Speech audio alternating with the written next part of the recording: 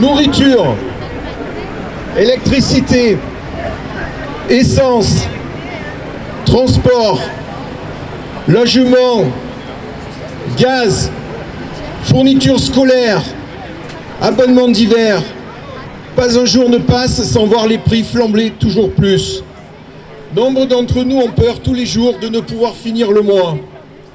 Bien sûr, la guerre en Ukraine a un impact, mais elle ne doit pas cacher le problème de fond. Ce n'est pas la crise pour tout le monde.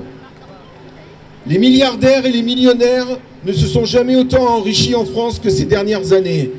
Les versements des dividendes des grandes entreprises pour les actionnaires n'ont jamais été aussi importants. 44,3 milliards d'euros au deuxième trimestre de cette année. Pire, certaines entreprises en profitent pour augmenter artificiellement les prix. Après les profiteurs de guerre, revoici les spéculateurs sur l'inflation. Et toujours sur notre dos. La fin de l'abondance dont parle Macron, ce n'est en tout cas pas pour les riches. Macron évoque la fin de l'abondance alors que le SMIC à 1 300 € ne permet pas de vivre dignement et que l'inflation augmente plus vite que les salaires et les pensions. L'État est le premier à ne pas montrer l'exemple et il ose nous parler de fin d'abondance. Face aux problèmes financiers rencontrés par les travailleuses et les travailleurs, le gouvernement ne fait quasiment rien. Rien sauf une litanie de mesurettes provisoires. Indemnité inflation, compensation à la pompe ou bouclier énergétique. Soyons clairs, ces mesures sont les bienvenues pour celles et ceux qui en bénéficient, mais elles sont bien loin d'être en mesure de mieux répartir les richesses. Car bien sûr, il n'y a rien de prévu concernant les super profits. On peut résumer la chose ainsi, des miettes pour les pauvres, des millions pour les riches. Du côté des patrons et des entreprises qui ont touché des dizaines de milliards d'aides et d'allègements de cotisations sociales au détriment de notre protection sociale, ce sont des larmes de crocodile. Il ne faudrait surtout pas augmenter les salaires au risque de remettre en cause la sacro-sainte compétitivité, mais surtout, cela réduirait leurs bénéfices. Car s'ils ne veulent pas nous augmenter, c'est pour défendre leurs intérêts. Et ce sont les mêmes qui accélèrent la crise climatique. Cet été nous l'a encore montré avec les canicules, les feux de forêt et les inondations. Il y a une urgence écologique. Pendant ce temps-là, les riches continuaient leur voyage en jet privé. Tout cela ne suffit pas à Macron et son gouvernement. Non seulement il n'est pas question d'augmenter dignement nos salaires, nos pensions, les minima sociaux, mais en plus il veut nous faire payer la facture de ses choix politiques et de la crise actuelle, en nous faisant travailler plus longtemps.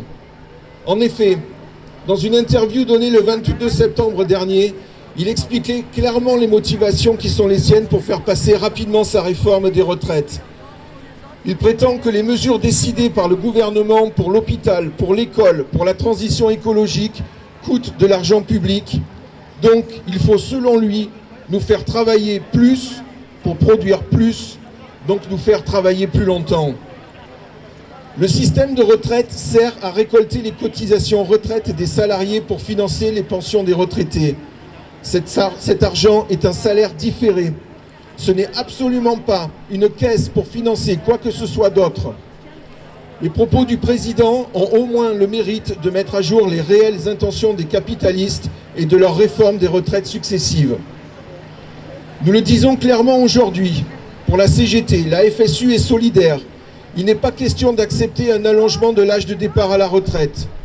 Pour nous, la retraite, c'est à 60 ans maximum avec 37 annuités et demie. Avec un départ anticipé pour les salariés ayant exercé des travaux pénibles et aucune pension inférieure au SMIC. C'est ce que nous disions en 2019 et 2020 lors de la précédente tentative de Macron pour réformer le système des retraites. Nous continuons à le revendiquer aujourd'hui et nous sommes prêts à mener la bataille contre un éventuel allongement du départ de l'âge à la retraite. On le voit bien, que ce soit sur les questions de l'augmentation des salaires, comme pour les retraites, mais aussi pour les réformes successives de l'assurance chômage, de la formation professionnelle, des lycées professionnels, le but du gouvernement est de nous faire payer toujours plus pour assurer la pérennité des profits des plus riches. Ce que nous voulons, c'est vivre dignement et profiter de la vie. Mais nous n'aurons rien en attendant et en demandant gentiment. nous ne gagnerons que ce que nous reprendrons par notre action collective. Des mobilisations existent dans certaines entreprises, dans des administrations, dans des secteurs professionnels. Le problème est global. C'est pourquoi nous sommes ici aujourd'hui pour une première journée de grève et de manifestation, pour gagner une augmentation des salaires, des pensions, des allocations chômage, des bourses, des minima sociaux.